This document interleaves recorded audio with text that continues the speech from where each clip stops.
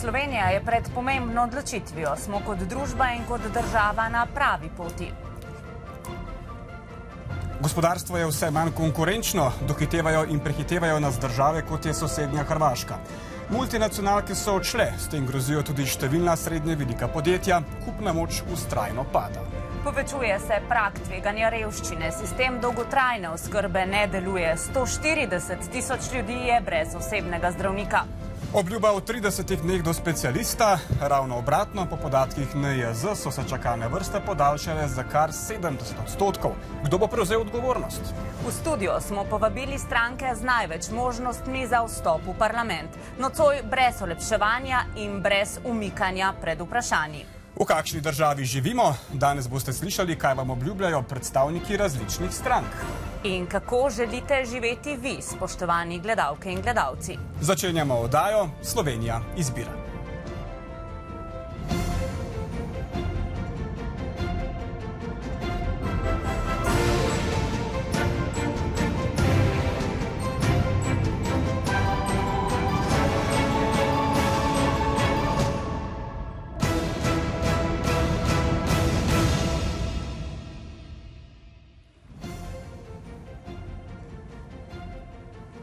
Dober večer.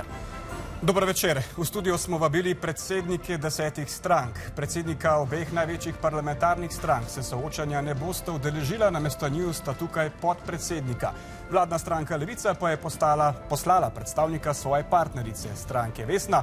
V imenu Zorana Stevanovića oziroma Resnice pa je tukaj danes Katja Kokot. No, z nami nocoj so tako: Klemen Boštjančič, podpredsednik Gibanja Svoboda; Aleš Hojs, podpredsednik Slovenske demokratske stranke; Matjaž Han, Socialni demokrati; Jernej Vrtovec, Nova Slovenija; Anže Logar, Demokrati = Anžeta Logarja; Vladimir Prebilič, Prerod; Urša Zgojznik, Levica in Vesna; Miha Kordiš, Mi socialisti; Zmago Jelinčič, Plemeniti, Slovenska nacionalna stranka; in kot rečeno, Katja Kokot, Resnica. Spoštovani gostje, pozdravljeni v našem studiu. Začenjamo s prvim krogom. Poimenovali smo ga krog provokativnih vprašanj. Ja, tako je, gospod Boštjančič, najprej vprašanje za vas. Ali vi živite bolje, kot ste živeli pred 4 leti? Zdaj vprašanje definicije, verjamem, da se vsak posameznik po svoje definira, kaj je bolje, pa kaj ni bolje. Mislimo, glede na debelino denarnice. Mislim, da je precej nepomembno, kako minister živi, pomembno je, kako povprečen Slovenec živi. In statistični podatki kažejo, da povprečen Slovenec živi danes bolje kot pred 4 leti. Po katerih točno statističnih podatkih? Namreč davki so vse večji, kupna moč je čedalje nižja. Pravzaprav smo zdaj v primerjavi s skupno močjo nekje na nivoju Romunije. Iskreno, res ne vem, odkje vam te podatki. Vedno znova, sploh v zadnjih mesecih, se borim z podatki, ki ne držijo. Tako da seveda na pavšalne trditve težko odgovorim. Ja, seveda. Statistični urad za leto 2024. Dejanska individualna potrošnja na prebivalca Sloveniji enaka kot na Portugalskem in v Romuniji. Dejanska individualna potrošnja na prebivalca v standardih kupne moči je bila Sloveniji leta 2024 za 14% nižja od povprečja Evropske unije. Ne moje mnenje, strokovno mnenje je, da je recimo en tak najboljši pokazatelj stanja blaginje prebivalstva je mediana razpoložljivega dohodka. Mediana razpoložljivega dohodka pomeni, koliko ima točno sredinski državljan. Ne povprečen, ker poudarjam, tako je, ne povprečen, ker povprečnih lahko neka mala množica zelo bogatih kvari sliko. Po medijani razpoložljivega dohodka je Slovenija znotraj EU-ja na 13. mestu in ker ste nas primerjali z Romunijo, bom povedal, koliko je za Slovenijo medijana razpoložljivega dohodka za leto 2024, podatki so od Eurostata, je 19.600 evrov, v Romuniji pa 7.800 evrov. Zdaj lahko še kakšno drugo državo tudi omenim, ker se radi sploh določeni mediji pa stranke nas primerjajo, recimo Hrvaška, ki nam bi bila vzor, je na 12.300 evrih. Govorili smo, da nam bo vzor Švica, ne pa Hrvaška je pa na nas zdaj približno isti številki kot Slovenija. Ne, vi ste prej omenili, da je Romunija bolj kot Slovenija. Seveda, takšni so uradni podatki. Jaz vam govorim, da to ne drži. Takšni so uradni podatki. Ne, to so podatki, ki ste jih vi seveda iz konteksta... Na naslednji strani statističnega urada je to zapisano. Še enkrat, jaz govorim o medijani razpoložljivega dohodka za leto 2024, podatki so od Eurostata. Sloveniji gre dobro. Dobro, predlagam, gospod Hojs, da morda pokomentirate to, ne, vaša stranka je precej kritična. Videli smo številni mediji, recimo Bloomberg, Adria, Hrvaško uredništvo se je s tem ukvarjalo, ne, izračunali so, da je realna kupna moč na Hrvaškem pravzaprav večja kot v Sloveniji, da jim na Hrvaškem v žepu ostane več kot 100 evrov, več kot povprečnemu Slovencu. Kaj je zdaj resnica, kako odgovarjate na to, kar je povedal gospod Boštjančič? No, dobro večer. Poglejte, povprečnega državljana pravzaprav povsem nič ne zanima, ali je ta statistični podatek tak ali drugačen. Tu, če boste vprašali eno preprosto, navadno gospodinjo, ali danes živi bolje ali slabše kot pred 4 leti, vam bo povedala, da je v trgovini za isto vrednost denarja dobiti mnogo, mnogo manj. Torej, jasno je, da je ta vlada pač spravila državljane v neko pad pozicijo, kjer se njihova blaginja ne dviguje. Obenem pa je potrebno povedati, da tudi če bi neka druga vlada bila v isti situaciji, je ta vlada naredila celo več, torej še večjo škodo. Vsak izmed nas bi, vkolikor ta vlada ne bi razveljavljala dohodninskega zakona, takoj ko je nastopila vlade, imel po 4 letih tam približno okrog 2800 evrov več. Povprečna družina z 2 zaposlenama pa 6000 evrov več. Torej ne si vsak sam predstavlja, kaj to pomeni, oziroma kakšno škodo je v konkretnem žepu, v vsakem žepu naredila konkretna ta vlada. Bomo do tja še prišli, no vendarle smo pri krogu provokativnih vprašanj. Zdaj največja parlamentarna stranka Svoboda, prav vam konkretno, gospod Hojs, očita marsikaj, ne, da ste kot notranji minister uporabljali avtoritarne metode, ne, da ste ljudi zaplinjali, jih polivali z vodnim topom. Ne nazadnje predsednik vlade se je posnel z burekom, ne, na stopnicah cerkve v središču Ljubljane pred frančiškansko cerkvo, ne, in ljudi opozoril, ne, če želite še naprej svobodo, potem volite svobodo, ne pustite, da vam jo vzamejo. Kaj to pomeni, gospod Hojs? Ali si res več ljudi ne bodo mogli svobodno privoščiti bureka, če se vrnete na oblast? No, pogledajte, jaz mislim, da je bil pa ta spot nekaj najbolj nizkotnega, kar si je ta aktualna koalicija privoščila. Oziroma, ne bom rekel koalicija, predsednik vlade. Kot veste, v tistem času, ko je gospod jedel burek, bila prepoved združevanja, ne zaradi tega, ker bi bil prepovedan burek, ampak zaradi tega, ker so ljudje umirali. Umirali so zaradi resne bolezni. In tako norčevanje iz ljudi, ki so umirali, in vseh tistih, ki so reševali življenja strani predsednika vlade, je naravnost neverjetno. Torej ponavljam, nizkotno in neverjetno. Mogoče samo še tole, preden gremo k ostalim, gospod Boštjančič, zakaj je predsednik vlade, ko smo ravno pri tem posnetku bureka, izbrisal anketo, na kateri je ljudi spraševal, ali se v državi počutijo svobodno. Ne? Tisoči jeznih ljudi, to zdaj gledamo na Instagramu, na Facebooku, se zlivajo na kanale Svobode in komentirajo, nismo lažni, ne? Nismo fake, smo pravi ljudje in nismo zadovoljni. Zdaj, nisem strokovnjak za socialne medije, sam medij, to je LinkedIn, ki je bolj poslovno omrežje, ampak sem pričakoval to vprašanje, glede na to, da se je ta vikend precej o tem pisalo, tako da sem se pozanimal. Nekaj dni nazaj se je med 4. in 5. uro zjutraj naredil napad na profil, mislim, da Instagram ali Facebook predsednika vlade, pa še nekaj profilov, ko je v roku 1 ure se prijavili na ta profil nekaj tisoč sledilcev. Nobenih slovenskih sledilcev ni notro, oziroma imena, ki so, lahko jih pa tako preberem, nekaj tisoč jih je v 1 uri. Mehdat Razavi, Bovšeri Reza, Razadehat Nazanin, Behnas Esfahani. Deluje, pretežno gre za perzijska imena. Gospod Boštjančič, vidimo pa tudi prava imena vplivnežev znanih poslovnežev. Mi dovolite, da do konca povem. Govorim o nekaj tisoč imenih, jaz sem jih na hitro preletel, niti enega slovenskega imena ni vmes med temi imeni.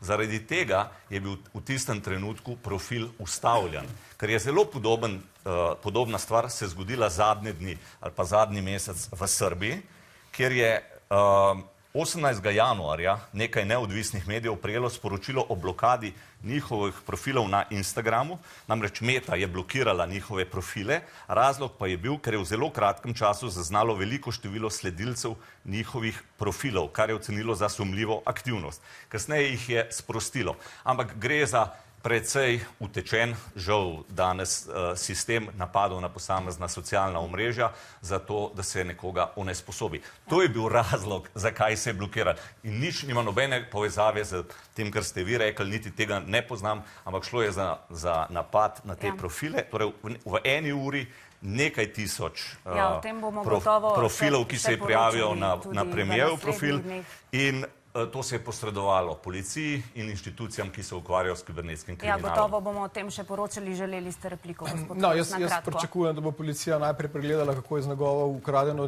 identiteto. Mislim, da je to bolj pomembno kot nekaj lažnih profilov. Pričakujem tudi, da bo policija pogledala, kaj je z dvojnimi specimeni računov, a ne? Tiste, ki smo jih zadnjič videli iz Uglena, a ne? Torej, kar cela vrsta stvari je, ki so pri gospodu Golobu sila sporne.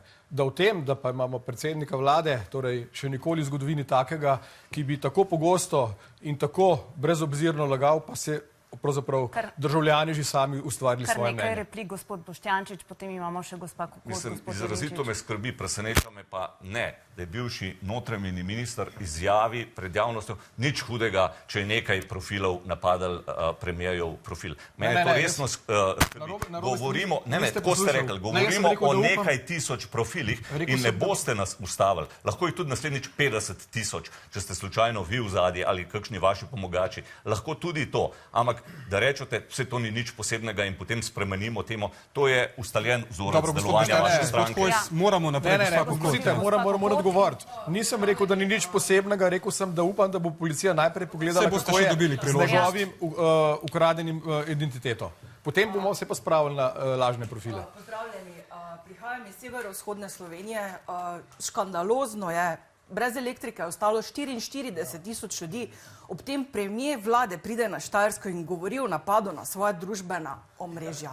Pokople se lahko. Ljudje so na mrzlem, brez vode, brez elektrike, brez možnosti, da bi napajali svojo živino. Ob tem se on ukvarja s svojimi družbenimi omrežji. Gospod Jelinčič, vi ste želeli nekaj dodati? Gospod minister je rekel, ne boste nas ustavili. Ne, verjetno jih res ne moramo ustaviti, ker imajo preveč moči v rokah, ampak oni pa ustavljajo druge. Meni so blokirali Facebook stran, blokirali so mi TikTok. Kdo? Iz krožka gospoda Goloba in iz Svobode. Zaradi tega, ker sem bil kritičen do premijeja, kritičen do svinjarij, ki jih ta sedanja vlada počne, in kritičen tudi osebno do raznih ljudi, ki so vzgajali svinjarije na račun slovenskega naroda. Dobro, moramo naprej, ker smo v prvem krogu pri provokativnih vprašanjih. Ja, gospod Logar, saj vam so tudi, to ste sami objavili, da ste imeli nek udor na socialnih omrežjih, očitno to ni nekaj novega, pa vendarle ne. V teh dneh ste večkrat povedali, da je gospod Janša imel priložnost 3-krat vladati in da je svojo priložnost zapravil. Je bila to neke vrste samokritika, konec koncev ste bil njegov tesen sopotnik zelo dolgo časa. Na vseh teh 3 vladah ste imeli tudi dobro pozicijo, na zadnji ste bil minister. Ne, zakaj bi bila samokritika? Če bi sam vodil vlado, pa bi zavozil oziroma ne bi izkoristil priložnosti, bila samokritika. Ampak ste imeli svojo odgovornost v vladi, bil ste minister, ne? Bil in dobro upravljal svoje delo. Ampak niste recimo odstopili, torej ste verjeli v to vlado. Zakaj bi odstopil, če sem dobro upravljal svoje delo? Pravite, da ste bili del te vlade, ne? Ampak bili ste del do konca, se pravi, ste se strinjali z vladno politiko. Ne, pa sej, če citirate mojo izjavo, potem lahko poveste, da je imel 3-krat priložnost kot predsednik vlade in je ni izkoristil, kar je dejstvo. Če bi jo, bi bil še danes na oblasti. Torej, odgovor je ne počutite se sokrivega, oziroma tukaj Ne, jaz sem svojim delom prispeval veliko k uspehu prejšnje vlade. Ne nazadnje, če ste gledali zunanje politično področje, tako v jedru Evrope, pa tudi transatlantske povezave nismo bili nikoli pred tem in tudi zdaj nismo. Dobro. Gospod Vrtovec, nadaljujemo z vami. Torej, premijer nekako napada, oziroma nekdanji premijer napada sodstvo, zdajšnji premijer, KPK, Računsko sodišče nekako ne zaupate, oziroma mu ne zaupa, se nekako izmika. Vi tožilstvo, vsi nekako trdite, da je policija spolitizirana. Kakšen je to signal volivcem? Zdaj to, kar se tiče policije in spolitiziranosti policije, to je dejstvo, zaradi tega, ker na to opozarja že od začetka mandata nazadnje Tatjana Bobnar, ministrica, ki je ravno zaradi pritiskov Roberta Goloba na delo policije potem odstopila, potem Boštjan Lindav. Ampak samo trenutek. Ja, seveda, boste nadaljevali, ampak vsi pravijo, da je policija spolitizirana, torej z obeh strani. Ne, v tem mandatu je dokazal tudi KPK. kako je močno predsednik vlade Robert Golob posegel v delovanje policije. Ja, da je treba delo. očistiti janšistov, smo slišali, kar pomeni, da je nekdo predvideval, da je tudi prej torej policija spolitizirana.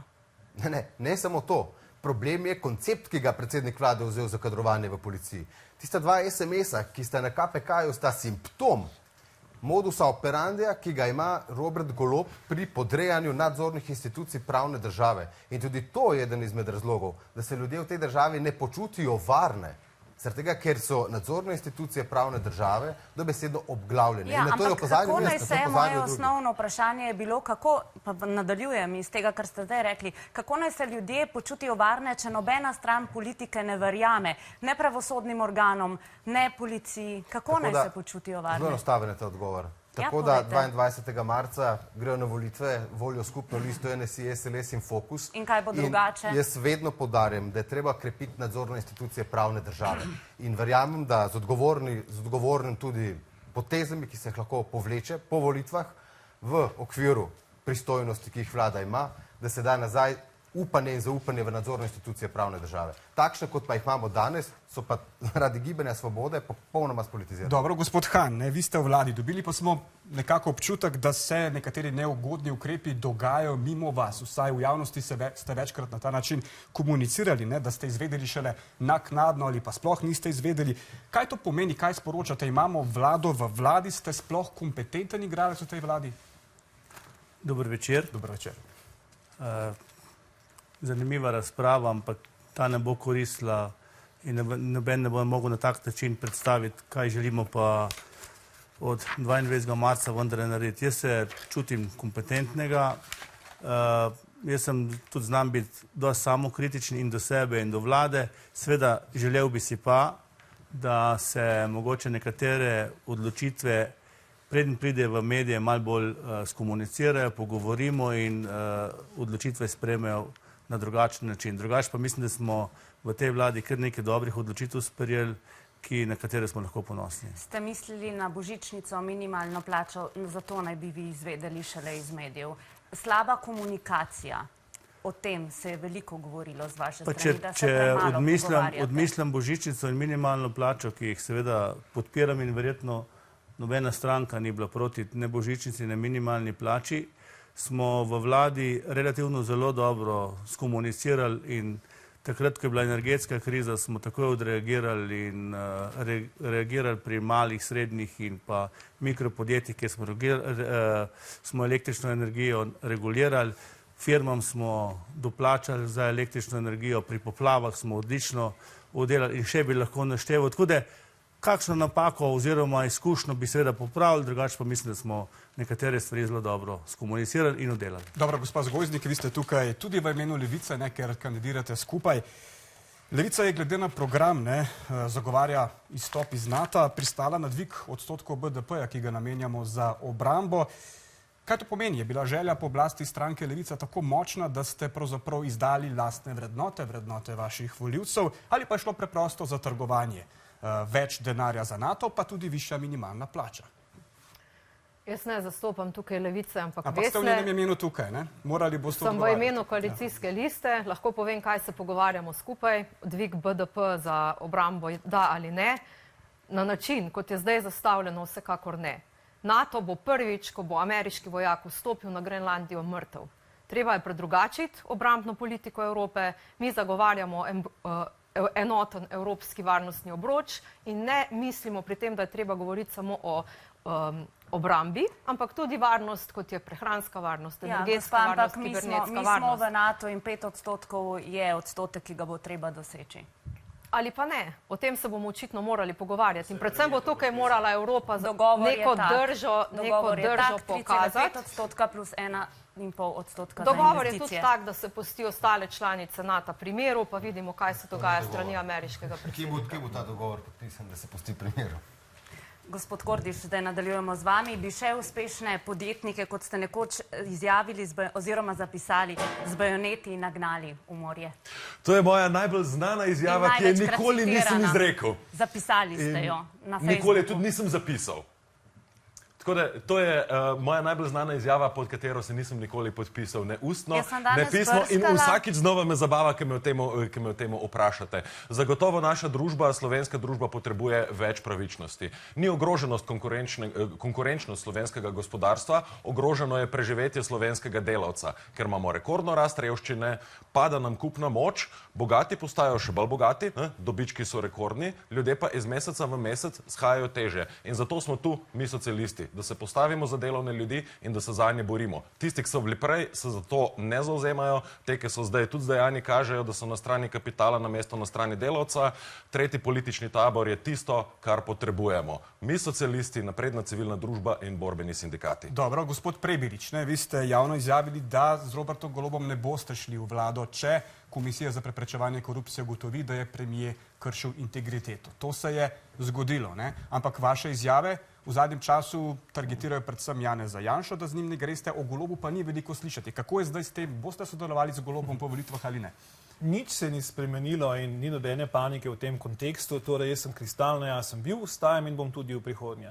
Torej, in ne predstavljam si, da bi lahko kdorkoli, tudi če je to v tem primeru gospod Golob, s takšnim bremenom vodil naslednjo vlado. Mi smo se znašli v težkih geopolitičnih razmerah in si želim, da se posvetimo vodenju Slovenije, ne pa reševanju tega ali drugega politika. Veste, Slovenija ima kar nekaj ljudi, tudi sposobnih ljudi, ki po mojem oceni lahko ponudijo to uslugo vodenja vlade, ne nazadnje stranka je velika in sem prepričan, da tudi koga drugega lahko ponudi v tem kontekstu. Dobro, spoštovani gostje, bomo naredili kratek premor, pa se seveda vrnemo zelo kmalu, ne hodite daleč.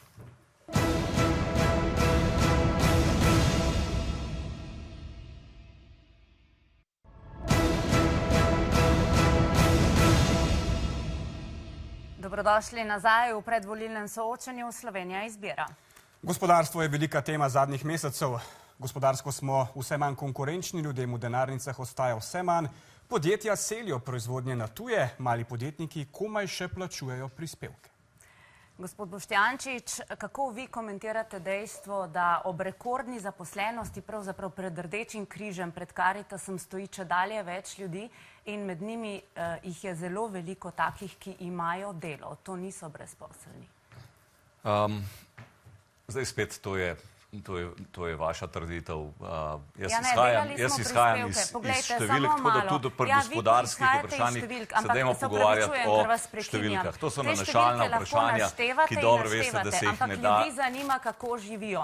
In vrste so velike. Mi delamo prispevke, mi smo na terenu, novinarji smo na terenu, pogovarjamo se z ljudmi, ne gledamo samo številk. In dejstvo je, da na Karitasu, to povedo tudi prostovoljci, so ljudje, čedalje več je ljudi, ki imajo službe in nimajo dovolj, da bi preživeli. Nimajo kaj jesti, gospod Boštjančič.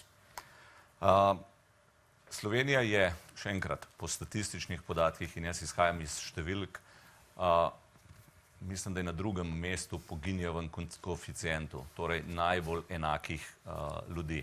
Revščina seveda je problem, vendar je v Sloveniji manjši problem kot v drugih državah. Če je država kaj v teh 4 letih naredila, je stabilizirala sistem in v tem kontekstu tudi zelo veliko za najrevnejše in za une z najnižjimi dohodki. Seveda je ogromno težav še vedno. Cene, predvsem cene hrane. Cene hrane so rasle in cene hrane še vedno rastejo. Verjamem, da je glede tega potrebno narediti več, tako da tudi v tem kontekstu pristojna ministrstva imajo ukrepe že pripravljene. Nikakor ne trdim, da težav ni, ampak tako nanašalno, kot ste vi začeli z prispevkom, je pa seveda nesmiselno odgovarjati. Gospod minister, kaj lahko ljudje naredijo več? Pravite, draginja hrane, priznali ste. Kakšne ukrepe boste izvedli, kajti zdaj jih nismo videli? Hrana se kar drži.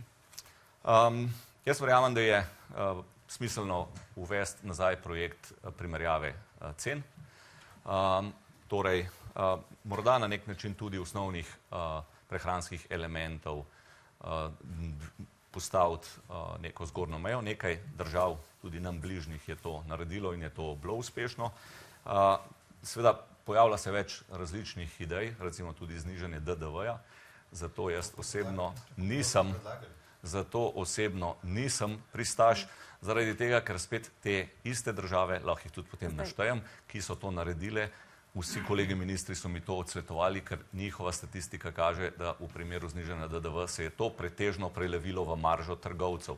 Tako da absolutno ja, je pa dejstvo, da nekaj imamo v svojih rokah, predvsem tam, kjer imamo mi proizvajalce. Dejstvo pa je, da zadnjih 20-30 let smo v Sloveniji predvsej mačohovsko se obnašali do lastne prehrambene varnosti, mislim, da je bila danes že omenjena.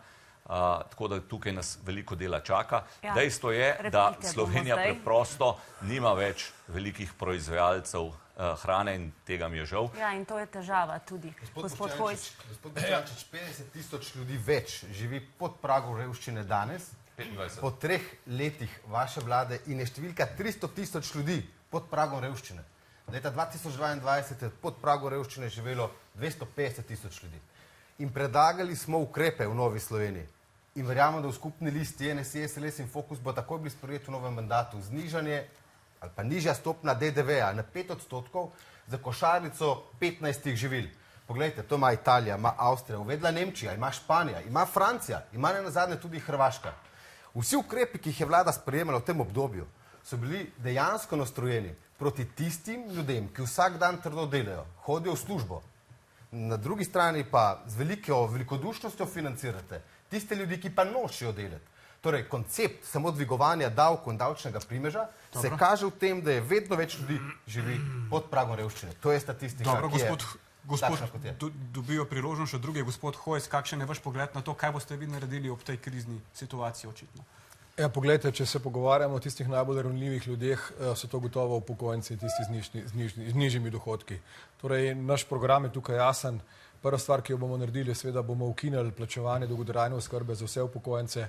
To je naravnost nesprejemljivo, ker so naredili torej tudi tiste iz strani dolgoletnega dela pridobljene pravice jim nižajo. Verjamete, da boste uspešni na Ustavnem sodišču? Druga stvar, ki jo bomo naredili, bomo seveda naredili to obvezno zdravstveno zavarovanje, ki so ga oni naredili z prostovoljnega obvezno, ga bomo ukinili, torej tam je dodatnih 35 evrov in tisto, kar je najvažnejše, ponovno bomo uvedli našo davčno reformo, ki so jo z nastopom mandata ukinili. To pa bo vsakemu, posebej tistemu z najnižjimi dohodki, prineslo več.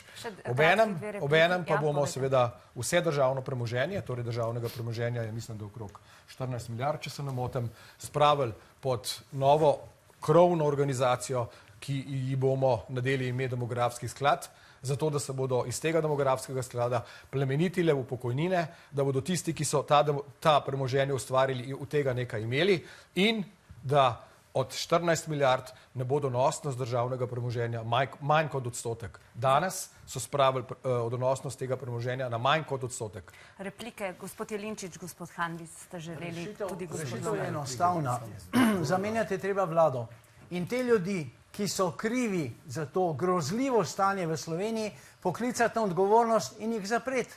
In jim pobrati tisto, kar so si nagrabili, da ne bom rekel nakradli. Skrajni čas je, da se to naredi. Če bomo to naredili, potem bo šla Slovenija naprej. Če pa tega ne bomo naredili, bomo pa še tonili in še tonili do konca. In Slovenije ne bo več. Gospod Han. Hvala lepa. Mislim, da je bila tema gospodarstvo. Tako, ja. Da živimo če dalje teže, da je če dalje več ljudi v vrstah. Razumem. Zdaj, jaz moram reči, da v Sloveniji ne potrebujemo in tudi ljudje ne pričakujejo preveč ideoloških bojev, ampak pričakujejo, da se vendarle politika dogovori, v kakšni državi bi rad živeli. Zdaj, Slovenija je relativno majhna država in mi ne moramo z drugimi državami, drugimi gospodarstvom tekmovati po obsegu, lahko pa tekmujemo po znanosti, po tehnologiji, po zanesljivosti, po kvaliteti naših izdelkov oziroma naših izvoznikov.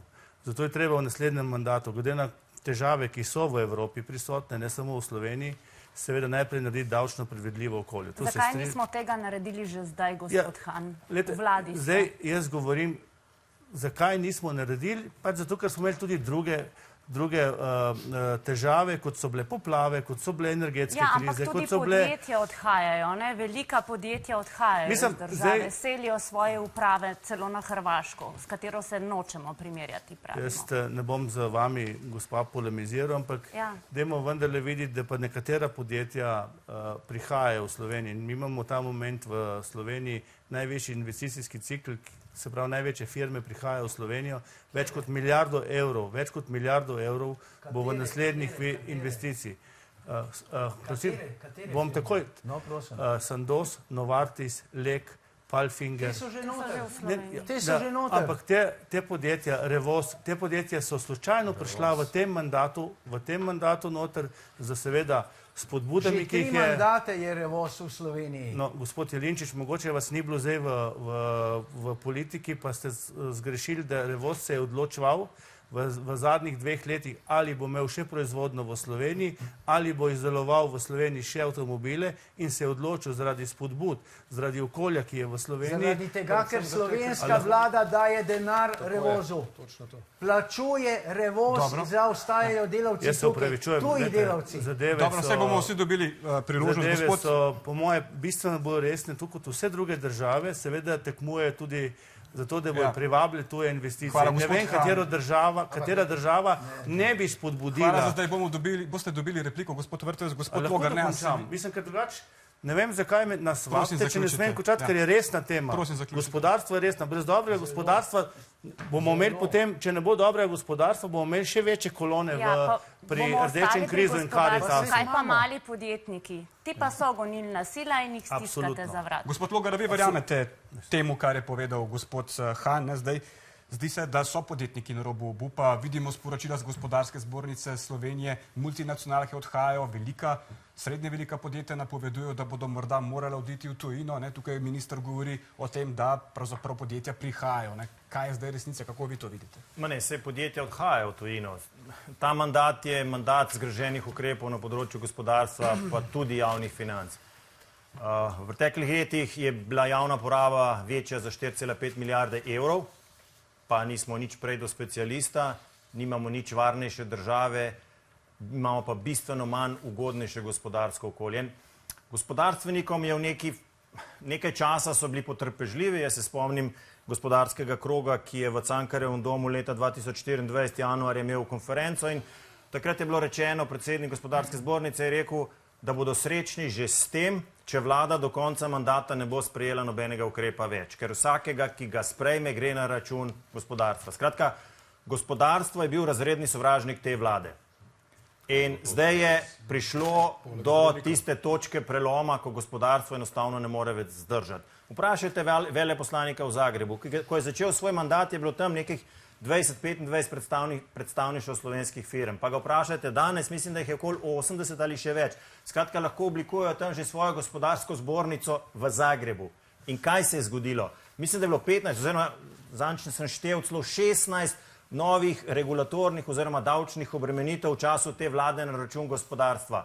SP-jevcem se je poslovanje tako otežilo, da so, spomnite se, pred novim letom zapirali v vrstah, so stali pred IPES-om, da so zapirali svoje SP-je. Za zadnjo odločitvijo so se prispevki SP-jev še povečali. Kar nekaj ste nanizali. In to pomeni, da enostavno smo prišli na točko preloma. Dejstvo pa je, da brez uspešnega gospodarstva ne bo socialne države, ne bo zdravstva, ne bo pokojnin. In zato prva naloga naslednje vlade, da najprej dohodninsko razbremeni delo in potem začne gospodarstvo. Hvala, gospod Logar, moramo naprej. Replika, izvan je bil gospod minister. Izvan je bil gospod minister, oba ministra. Zdaj se v bistvu imam težavo že demontirati laži, ki se zdaj pojavljajo, kje šele, da odgovarjam na vaša vprašanja. Najprej po vrsti. Odhajanje podjetij iz Slovenije. Nobenih zanesljivih statističnih podatkov ni, da se to resnično dogaja. Vedno se lahko najde nekaj družb, ki so odšle.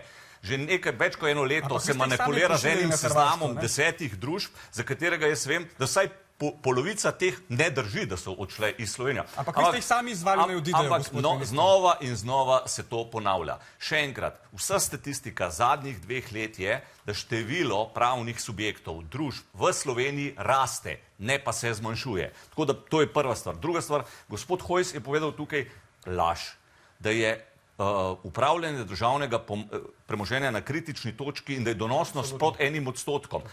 Vesel bi bil, če si vzamete čas, pa en raziskovalni novinar ni potrebno prav veliko dela, naredi, že ChatGPT bo po moje to odgovoril.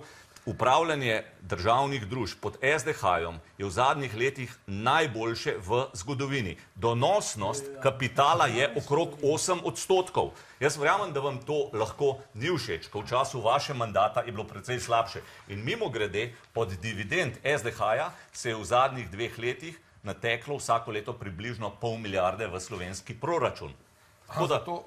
Zato so vse storitve državnih družb tako drage. Zato so tako draga, zato je tako draga elektrika, zato je tako draga vinjeta, zato je tako draga cestnina. Ali ćemo še naprej povedati? Smo mi tisti, ki smo podražili cestnino. Seveda. A res? Elektrika. Zadnji podatki, ki sem jih gledal, še zmer kaže, da ima Slovenija pod evropskim povprečjem. Je pa seveda cena elektrike danes popolnoma drugačna, kot je bila do leta 2022. Velja za celo Evropo. Replika, gospod Vrtovec je želel besedo, potem gospod Kordiš. Ja, in gospod Prebilič, tako je. Gre za to, da imamo tukaj 2 različna koncepta. En koncept, gospod Boštjančič in Robert Golob, ki pošiljata podjetnike na Hrvaško pa v Bosno in Hercegovino, in drug koncept, ki želimo tukaj krepiti podjetništvo, kajti le močno gospodarstvo, zlasti mala in srednja velika podjetja, predstavljajo lahko na drugi strani tudi močno državo, močno socialo, infrastrukturo in vse ostalo, kar ljudje potrebujejo. Gospe in gospodje, na vladi, v 4 letih ste dvignili proračun potrošnjo za 4 milijarde evrov. Na letni ravni mi plačujemo za 1,5 milijarde evrov davkov več. Se pravi, pod vašo vlado se je zgodil največji davčni primež v zgodovini države. Na drugi strani pa ljudje od tega, da plačujejo vedno več davkov, njim je popolnoma nič. In najhujše, najhuje pa tole, veste kaj? Končujte. SP-ji, normiranci. 4-krat ste normirance in SP-je tolkli. Na koncu so rekli, naredili smo napako, da ne more ponovno nekdo odpreti SP-ja. 5 let ste to napako odpravili tako, da ste rekli, ok, po 3 letih bo ponovno odprl. No, zdaj replika gospod Boštjančič, čakajo na replike tudi drugi. Kar je gospod Han govoril. Ja, gospod Kordiš tudi čaka na repliko. Pogovarjamo o problemih multimiljonarjev, vključno s tem Ferrajnom tlele. Lastniki kapitala so multimiljonari. V zadnjem letu je bilo zabeleženega 6,7 milijarde evrov čistega dobička, rekordna številka, medtem ko imamo sočasno rekordno rast revščine. In zakaj ne zdaj mi rešujemo probleme multimiljonarjev, a nas ne plačujejo državljanke in državljani, da rešujemo njihove probleme z draginjo? Dejstvo, da je minimalna plača še vedno 20 evrov pod pragom tveganja revščine. Dejstvo, da tudi delavci, prekarci, SP-jevci vedno teže preživijo. Dejstvo, da je pokojninska reforma stolkla višino pokojnin, pa ljudem naprtili 2 leti aktivnega dela več. Zakaj? Zato, da bodo lastniki kapitala lahko kopičili še več premoženja. Mi potrebujemo tle zamenjati cel koncept in celo logiko. Za revščino niso krivi davki. Kapital iz te države ne beži zaradi tega, ker živi kot bubrek v loju. Bežijo pa ljudje. Ljudje, ki ne morejo iz začetka do konca meseca poštrikati svojih stroškov. In tukaj je treba stvari popraviti. Minimalno plačo je treba resno dvigati, pokojnine je treba resno dvigati, za študente je potrebno poskrbeti. Sredstev je dovolj. Gospod Han že nekaj časa čaka, izvolite in gospod Boštjančič. Jaz bi rad samo vendarle stvari malo dal v nek kontekst. Prej smo se pogovarjali o investicijah, ki so seveda v velikih firmah, ki prihajajo v Slovenijo, ki so zelo pomembne za, bom rekel, dvig dodane vrednosti. Pa bom dal samo en primer. Ves denar, ki ga Slovenija da preko vlade raznim podjetjem, da pridejo v Slovenijo, je dobro zavarovan. In to je dokaz, ena prejšnja vlada je sprejela celo zakon in pripeljala Magno v tistih časih, zahtevnih časih v Slovenijo. Magna je dobila 23 milijonov denarja takrat, da je tovarno postavila na noge. Žal je prišla kriza, avtomobilska kriza, ampak ta Magna, zato ker so pogodbe tako v tej državi narejene, hvala Bogu, je vrnila ves denar z obrestmi nazaj. Seveda smo se mogli tudi pogovarjati, ampak jaz nisem kot minister kažel s prstom na prejšnjega ministra, zakaj je takšno stvar naredil. V tistem trenutku je bila to odločitev prava. Kriza je prišla in tudi kot v gospodarstvu mora tudi politika odreagirati. In to vam moram povedati, da je denar, ki ga dajemo za nove investicije, dobro naložen in se prek DDV-ja, prek novih zaposlitev vrača. Dobro, hvala. Zdaj gospod Prebelič, spoštovani gostje, dobi besedo gospod Prebelič, ker že kar nekaj časa. Gospod Vrtovec, boste še dobili priložnost, gospod Prebelič. Tukaj nas je nekaj še, ko smo tudi v studiu. Jaz spoštujem to, da imate tako ognjevito izmenjavo, ampak prosim. Tri stvari se želim omeniti, pa se jih nočemo dotakniti. Prvič, začeli ste z vrstami pred Karitasom. Jaz mislim, da je kombinacija dveh ukrepov. Prvič, znižanje DDV-ja na eni strani za tiste živila, ki jih nujno potrebujemo, ter hkrati spremljanje teh cen edino možen način, da ustavimo inflacijsko stopnjo, ki napreduje tako, kot napreduje. Kar se tiče gospodarstva, mi smo šli tudi po terenu in smo se srečali z mnogimi gospodarstveniki, uspešnimi gospodarstveniki. Veste, kaj so nam povedali? Ljubim domovino, sovražim državo. To so nam povedali. Zaradi tega, ker tukaj imajo težave. In sem vprašal, katere pa imate. To so pa zdaj besede tistih ljudi, ki danes ustvarjajo dodano vrednost 100.000 evrov na delovno mesto plus. To so ljudje, ki nekaj vejo v tej državi in vsak dan ustvarjajo. 3 želje so povedali. Prvič, država naj naredi red na področju korupcije. Ker kaj se nam dogaja? Mi imamo stopnjo korupcije vse čas više in kar je luknja vedno večje, vedno dvigujemo davke. In nikoli ne pridemo skupaj. Rekli so, za božje volje nehajte s tem, 8 milijonov na dan je pač preveč, kar naša država premore. In danes nismo rekli ene same besede o tej temi. Ene same. 3 milijarde pa pol na leto. Druga stvar, ki so jo rekli je, želimo si, da nam dajo mir. Ne nehajo spreminjati zakonodajo non-stop in se vtikati v naše delo. Če treba nekaj do nadopust, sam mir mi rabimo, da lahko ustvarjamo in delamo to, kar znamo in znajo dobro. In tretja stvar, administrativne ovire. Ljudje, ki investirajo, ne morejo razumeti, in jaz jih tukaj razumem, upam, da jih vsi mi danes razumemo, da ne moreš čakati na gradbeno dovoljenje 6 let ali pa 3 leta. Ne moreš. Zdaj se pa v avto vsete v Krškem, pa se odpeljete proti Zagrebu, boste videli občino Sambor, pa boste videli linijo novih fabrik in novih hal, ki se gradijo čez noč. Dobro, gospod Hojs, ja, replika. No, jaz upam, da gospodu Prebeliču to o korupciji niso prepovedovali tisti, ki poslujejo z državnimi bolnicami, ali pa tisti, ki izvajajo državne infrastrukturne projekte, ali pa tisti, ki v državi skrbijo za digitalizacijo. Torej, to so 3 ključni problemi v naši državi, kjer se prelije milijarde koruptivnega denarja. In tukaj je nažalost ta vlada te stvari zgolj in samo pospešila. Nažalost. Ja? Samo ena stvar, gospod Han je govoril o investicijah. Vsi pozdravljamo investicije, absolutno. Ampak model samo subvencioniranja investicij, ki pridejo, po mojem mnenju, napačen. Mi moramo vzpostaviti poslovno okolje, ki bo enakopravno za investitore, ki prihajajo od zunaj, in za nekega domačega mizarja, kovinarja ali pa strugarja. Se pravi, kako pa spostavimo poslovno okolje? Najprej to družbeno klimo, ki jo vi imate v vladi, je treba spremeniti. Podjetnik ni razredni sovražnik, zasebna pobuda je nekaj dobrega.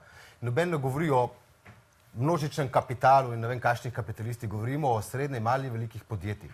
In druga stvar, podjetniki govorijo, dajte nam mir, enkrat s temi davki. Vi ste vedno spremenili davčno zakonodajo novembra, ki je začela veljati potem 1. januarja. In ta nepredvidljivost poslovnega okolja je zelo problematična, da ljudje zapirajo poslovne dejavnosti. 25.000 poslovnih subjektov je bilo zaprtih v lanskem letu. In ja, odhajajo tudi na Hrvaško, odhajajo v sosednje države, članice Evropske unije, zaradi tega mačehovskega odnosa, ki ga imamo do podjetništva in zaradi klime, ki ste jo vzpostavili. In še to, davki, ne? Dajmo mi davčno raje razbremeniti podjetja, s tem bojo podjetniki izplačevali više plače in več bodo lahko investirali. To je pravi model. Hvala, gospod Vrtovec. Torej, bili ste izzvani, gospod Boštjančič. Najprej tole, zdaj slišimo z gospodarstva. Zaradi dviga minimalne plače ne bi bilo ogroženih 16.000 podjetij, 66.000 delovnih mest. To je prišlo iz Gospodarske zbornice Slovenije. Po drugi strani, če smo vas prav razumeli, napovedujete tudi že nov davek, če sestavite še eno vlado, davek na nepremičnine, to drži. In kako boste, a je možno še obremeniti ljudi z davki? Gremo po vrsti. Davčni primež v Sloveniji je povprečen, nekje na povprečju Evrope. Ja, verjamem, da se lahko smejite, lahko vam dam številke ven.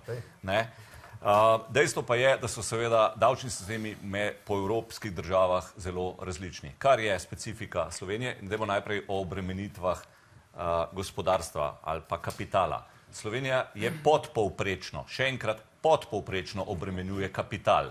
vse, kar se je zgodilo, kar se tiče kapitala v času te vlade, je začasno povečanje davka na dohodek pravnih oseb zaradi največje naravne nesreče v zgodovini Slovenije. In ko se je to zgodilo, ni bilo velikega nasprotovanja, se pa je seveda že pol leta zatem na to pozabilo, ker kot da ta problem za te ljudi, ki so doživeli največjo nesrečo, ni več tam in se je začel pritisk tudi zaradi tega. Drugo, kar je na gospodarskem področju uvedla, na bilančno vsoto bank. Drži, obdavčili smo banke, ki imajo najvišje donose v zgodovini, ne zaradi tega, ker bi imeli tako fascinantna in dobra poslovodstva, ampak zaradi razlike med pasivnimi in aktivnimi obrestnimi merami. In to je drug ukrep na gospodarskem, na kapitalskem področju. Kar se tiče plač, je pa drugo področje. Slovenija je nadpovprečno obremenjena z prispevki, predvsem z prispevki tistih z dobrimi plačami. In to je tisto, kjer najbolj boli tudi nekatere gospodarstvenike, oziroma za sliko gospodarstvenikov se predvsem skrivajo tisti z najvišjimi plačami. Tukaj je Hrvaška bistveno ugodnejša in seveda tudi sam ne trdim, da to ni en od problemov Slovenije, da imamo težavo zaradi konkurenčnosti, zaradi tega smo tudi mi napovedali, da je potrebno uvesti razvojno kapico, ki pa mora biti postopna. Minister, gospod Logar je želel repliko, pa potem dobite še ostale. Gospod Logar, dobite. Lejte, samo pod črto.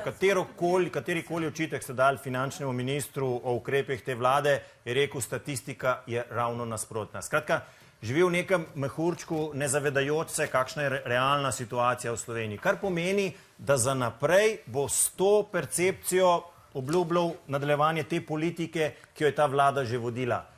Vlada naslednja mora pa narediti ravno nasprotno. Razbremeniti mora delo in to takoj na začetku, sprostiti mora vse obremenitve oziroma omejitve, kar se tiče samostojnih podjetnikov, da bodo lahko zadihali in ustvariti okolje, ki bo privabljalo tuje investicije. To je vse, kar moramo povedati. Še po oglasih, kratek predah, ne hodite daleč.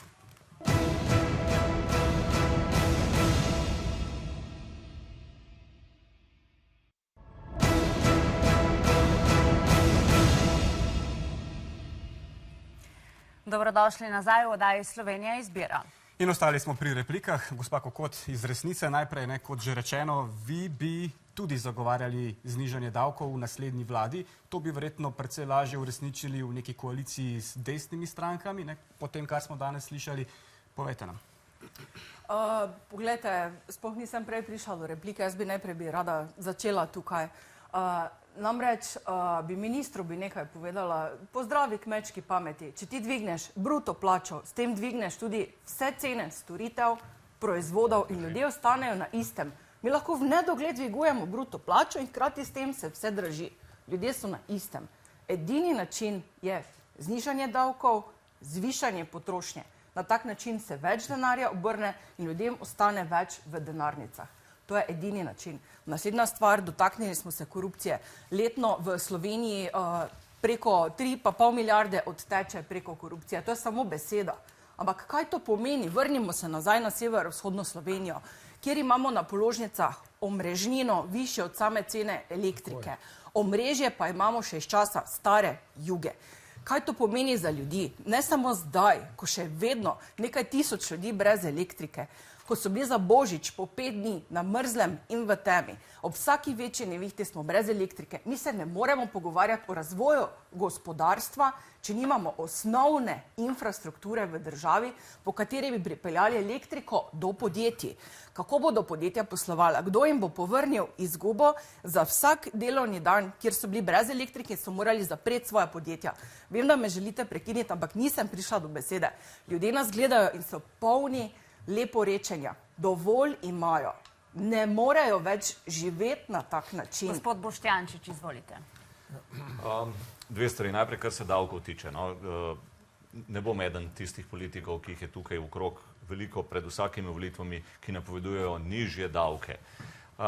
Verjamem, da tisti, ki so že bili v vladi, dobro vejo in tudi dobro vejo, kaj govorijo. Tisti, ki ne, se jim morda zdi to enostavno. Kakršnokoli. In je to seveda demagogija, ker ko poslušam jaz moje kolege, verjamem, da bomo Slovenija bo kmalu država brez davkov, cedila se bosta pa med in mleko. A kakršnokoli agresivno nižanje davkov bo na kratek rok pogubno za Slovenijo. In mi je žal, da sem edini, ki to tukaj povem, ker bo neminovno pripeljalo do degradacije javnih storitev. Lahko, če se strinjamo, da smo za to, če smo taka država, jaz seveda nisem ta politik. Naj pa spomnim še en dogodek, september 2022, Velika Britanija. Takratna vlada, ki se je ravno postavila, je na veliko napovedala zniževanje davkov. A veste, kaj se je zgodilo? Najkrajša vlada v zgodovini Velike Britanije bila, mislim, da je 44 dni, ker so finančni trgi tako ostro odreagirali, ker so seveda oni vedeli, da je to politična retorika in tiste vlade kmalu ni bilo več. Absolutno je treba tudi na davkih narediti, vendar na ta način, kot tukaj jaz danes poslušam, me je preprosto strah. Kot smo obljubili, bomo dali besedo še tistim, ki niso prišli na vrsto. Gospod Kordiš, vi pa trdite ravno obratno. Vi bi še višali davke, še bolj očitno obremenili gospodarstvo. Oni so tisti, ki največ prispevajo v državno blagajno. In slišali smo, ogrožena so delovna mesta in njih malo, 66,000. Vi bi pa še dvignili davke. Ok, gremo po vrsti. Povejte mi en sam primer, kdaj je kadarkoli rezanje davkov privedlo v več blaginje za državljanke in državljane, za delovne ljudi, za tiste, ki se živijo od svojega dela. V žepu bi recimo ostalo 2800 evrov več, so izračunali. Seveda, v žepu šefa, v žepu banke in v žepu korporacije. Čisto vedno in čisto vsakič se je rezanje davkov prevedlo v več neenakosti, v več skoncentriranega bogatstva v rokah multimiljonarjev in kapitala in v slabši življenjski standard ljudi. Tudi draginjska kriza, ki jo spremljamo, ne glede na trditve gospodarske zbornice, ne glede na kričanje desnice, ne izhaja zaradi tega, ker bi imeli preveč davkov, ampak izhaja iz tega, da so ljudje preklet preslabo plačani za svoje delo in iz sadov svojega dela ne morejo preživeti. Na drugi strani, kot sem že prej omenil, se pa rekordno dvigujejo dobički kapitala. 6,7 milijard evrov čistega. Skratka, ljudi ne stiskajo davke. So v draginjski stiski zaradi tega, ker imamo kapitalistično tržno gospodarstvo, ki ga obvladujejo in mu vladajo korporacije in banke, ki nekontrolirano dvigujejo cene, da ljudi odirajo. In kar moramo narediti, če mi dovolite, da zaključim. Gospa Zgojznik je na vrsti. Gospa Zgojznik bo na vrsti. Prosim, gospod Kordiš, če zaključite, da pridejo še drugi do besede. Ne, vi ne vodite oddaje, ker so tam le celo oddajo, ljudje kregajo od da vodimo oddajo, razprtijo. Jaz mislim, da si državljanke in državljani zaslužijo boljše. Vključno to, da meni dovolite, da zaključim s poanto, prosim. No, hvala lepa. Država je več kot si tile prepiri, kot, ne vem, 7-letni otroci, kdo ima bolj novo lopatko. Hvala za besedo še enkrat. Rada bi rekla 3 stvari. Prvič, dvignila se je minimalna plača, začeli ste s tematiko, da so ljudje vedno bolj revni. Končno na ta način tudi delamo razliko med tistimi, ki delajo in med tistimi, ki pač živijo na socialni, kar zelo radi prodajajo nekateri. In tukaj se kaže razlika in za nekaj več kot 100 evrov si ljudje lahko privoščijo več, kupijo osnovne stvari in tako naprej. Druga stvar, ne govorimo o drugi vrsti o revščini, kot je energetska revščina, mobilnostna revščina. Zakaj ljudje zapravijo danes veliko denarja? Zato, ker plačujejo visoke položnice za energijo, zato, ker nimamo urejenega javnega potniškega prometa in si morajo nabaviti avto z vsemi stroški in tako naprej. O tem se tukaj danes ne pogovarjamo. In tretjič, plačujejo tudi visoko ceno vrtca. Mi želimo končno vrtec pripeljati v obvezno izobraževanje. Tistih 300-400 evrov, ki jih plačuje večina slovenskih družin, je pač potrebno vzeti vsaki družini. Gospod Han je bil direktno izvan, izvolite. Mislim, nisem imel občutka, ampak vseeno bom... Ne, na gospodarstvo se je malo prenašalo pred vrtci. Hvala lepa. Lejte, jaz se strinjam z gospodom Boštjančičem. Po 22. je 23. mars. In seveda zdaj obljube, ideje padajo, bom rekel, mogoče malo bolj nerealno. Mi jasno, OECD je jasno napisal in vemo, da so plače preobdavčene, oziroma da so prispevki in tako naprej predragi. Po drugi strani pa vendarle, če bomo hoteli malo izenačiti, bomo mogli se pogovoriti, ali bomo imeli premoženje progresivno vendarle obdavčen. Mi imamo to v svojem programu napisan, naš program pa ni spisek izseljevanj, ampak je spisek naborov, kako bi to državo vodili. In eno stvar, kar bi rad rekel, jaz se absolutno strinjam, če bomo hoteli ta srednji sloj, ki je motor, ki ima najtežji nahrbtnik, obdržati v neki dobri kondiciji, bi si želel, da bi vrtci v tej državi bili zastonjni. Zakaj? Zato, ker s tem bi najbolj pomagali srednjemu sloju, tistem sloju, ki najtežje ta moment živi. Zakaj? Na eni strani nima socialnih transferjev, na drugi strani so neto plače verjetno prenizke in je treba na nek način pomagati. Dobro. Ampak na koncu nam more račun iziditi. Dobro, replike, gospod Hojs, potem gospod Logar. Ja, najprej bi rekel, da se jaz pa najbolj želim, da bi vrtci bili polni mladih Slovencev in Slovenk. To je tisto. Druga stvar, ki bi rad povedal, v trenutkih iskrenosti gospoda Hana, mislim, da je bilo to kakšne 2 leti nazaj, je celo sam povedal, da je bila ena največjih napak pri njih to, da so ukinili našo dohodninsko reformo. In seveda ne drži to, kar govori gospod Kordiš, češ, da bi bile plače večje zgolj samo za direktorje. Ne, vsak posameznik bi imel večjo plačo in poglejte, ta plača je bila danes večja, kot pa jo je uzakonil gospod Luka Mesec. Gospod minister je govoril o tem, kako so stisnili banke. Ja, dobro, ampak naslednjega koraka pa niste naredili, ne? Banke danes zapirajo podružnice na podeželju, ukinjajo bankomate in če bi naredili to, kar so naredili na Hrvaškem, torej da so banke zavezali tudi k temu, da imajo ljudje zastonj račun za svoj osebni dohodek, bi vaši zgodbi še verjel. In zaključujem s tem, tukaj mislim, da so dva poslanca, 2 ministra in 3 poslanci, 2 ministra in jaz.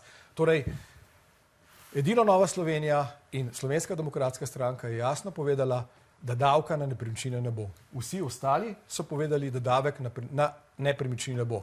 In znižali bomo davke zgolj na tisto raven, preden je nastopila vlada Roberta Goloba. Samo vprašanje, a je nadomestilo za stavbno zemljišče potem pomeni, da ne, mi ne govorimo o tem. Ampak to je ena vrsta nepremičnin. Ne, gospod Han, ne poznate. Ne. Gospod Han, nadomestilo za uporabo stavbnega zemljišča je izvirni prihodek občin. Poleg tega pa obstaja tudi davek na nepremičnine še iz časa Jugoslavije. Vi pa ste govorili o novem davku na nepremičnine, ne samo vi, tudi gospod Logar pa gospod Kordiš, za katerega mi pravimo, da ga v našem mandatu ne bo. Gospod Logar, bili ste izzvani, torej davek na nepremičnine ja, ne? Ne, to sem že povedal, da v naslednjem mandatu ne.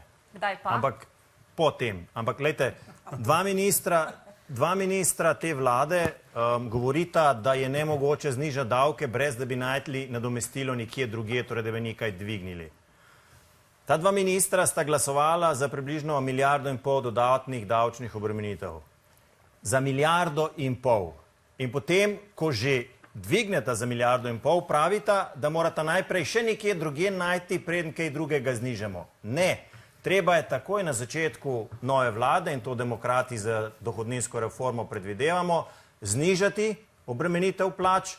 To stane približno 700 milijonov evrov, ampak to je nujen pogoj, da se sploh vrne nazaj zaupanje v slovenski sistem, da ljudem ostane več v žepu in da začutijo, kaj to pomeni višja plača. To, kar se pa zdaj zgodi, samo še trenutek, to, kar se pa zdaj zgodi za administrativnim višanjem, je pa samo prenašanje podražitve po verigi. Poglejte zdaj vsa podjetja, ki imajo recimo dejavnosti z nizko dodano vrednostjo, čistilne servisi, kuhinje in tako naprej. Za 20% se je zaradi tega, zaradi božičnice in minimalne plače, dvignila obremenitev dela, ki se bo prerasporedila samo v višje cene. Edina prava smer je dohodninska razbremenitev, to, kar mi predlagamo, in že takrat v tem primeru bi bila 1016 evrov minimalna plača, brez da bi se zgodil povišanje v ostalih sektorjih. Ja, čisto nakratno, kaj je treba narediti. Najprej, znižati DDV je potrebno, znižati davke, razbremeniti plače. Denar je potrebno dajati Slovencem, ne za Ukrajince, ne za Hamas, ne za vodovode v Bosni in Hercegovini. Prevetriti je treba socialne prispevke oziroma tisti, ki dobivajo socialno podporo. Nevladne organizacije črpajo določene, ogromno denarja. Potem migranti nastanejo strahotne denarje. Noben ne kontrolira toliko denarja. Rečeno je bilo, 3,5 milijarde je šlo nekam, noben ne ve. Noben ne kontrolira tega. Pa imamo pravosodje in tako naprej. Potem združevanje družin, nobenega združevanja družin, ki bremeni Slovenijo in naše socialne ljudi. Zdaj ste našteli, gospod Jelinčič, kar precej naj vlada odgovori oziroma gospod Boštjančič, izvolite. Pa ga ni to soočenje, sej ne more vlada zdaj odgovarjati. Ja, vlada zdaj tukaj... Bila je direktno izvana, gospod. Ok, bom začel, toliko stvari je bilo davek na nepremičnine. En poskus smo naredili in še enkrat bom zelo na glas povedal. Ne govorimo o obdavčitvah zidanic. To, kar se potem vedno pojavi kot to, da se ustavi to. Govorimo o obdavčitvi presežnega premoženja. Ocenjuje se, da v Ljubljani danes približno 50% novogradenj se kupi kot naložba. Ne zato, da se rešuje stanovanjski problem, ampak zaradi tega, ker tisti ljudje, ki imajo dovolj sredstev, kupujejo stanovanja eno za drugim. Ker sama po sebi, tudi če jih imajo prazna, raste njihova cena. In to je tisto, kar mi trdimo, da je treba ustaviti, ker je to en glavnih razlogov, zakaj cene v Sloveniji nebrzdano rastejo. Naprej, kar se tiče davkov, samo da zaključim, se lahko vsem odgovarjam, ni nobene težave. Kar se tiče davkov, ključna stvar, ki jo je treba narediti, je ne tukaj tekmovati, zdaj kdo bo znižal bolj davke. Mimo grede, tisti davki smo ga mi dodatno uvedali, je 1 plus 1% za dolgotrajno oskrbo. Tako da naj tisti tukaj, ki se s tem ne strinjajo, povejo tudi to, da se ne strinjajo za financiranjem dolgotrajne oskrbe, ker to je pošteno. To je pošteno. Sicer pa je znižanje davkov povezano z večjo učinkovitostjo. To je pa isto, v katerem nihče ne govori, ker je to zelo v prejšnjem mandatu ste pripravili na dolgotrajno oskrbo, ni pa bilo predvideno, iz kje bo šlo. Gospod minister me je izval, torej v prejšnjem mandatu je bil pripravljena eden od, mislim, da 160. verzije osnutka dolgotrajne oskrbe. V našem predlogu nikoli ni bilo načrtovano, da bomo začeli pobirati davek, preden bo dolgotrajna oskrba delovala. Torej, mi jasno povemo, vsem upokojencem bomo dolgotrajno oskrbo ukinili, nihče od upokojencev tega ne bo plačeval.